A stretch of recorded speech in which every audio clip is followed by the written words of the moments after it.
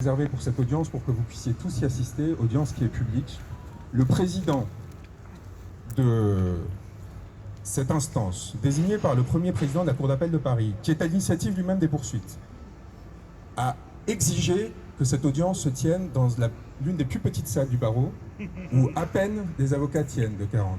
En ces conditions, moi et mes confrères avons refusé de participer à cette audience tant que le lieu initial qui avait été prévu, qui vous permettra à tous d'être accueillis et d'assister publiquement à cette audience, ne sera pas rouvert, l'auditorium.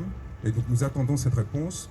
Et dans l'attente, je vous demande d'être très attentif à ce qui se passera, parce que là encore, quand on commence par des provocations, et quand on commence à chercher l'incident de la part de magistrats qui sont au sommet de la hiérarchie judiciaire, c'est qu'il y a quelque chose d'encore plus grave que ce à quoi on s'attendait qui est en train de se passer. Donc je vous remercie d'être patient, mais surtout de savoir que nous ne renonçons pas à nous assurer que vous puissiez participer, qu'on ne vous laissera pas dehors, comme s'il s'agissait de personnes qui n'avaient pas, quelque part, à avoir droit au privilège d'avoir accès à la justice de leur pays. Merci beaucoup. Bravo!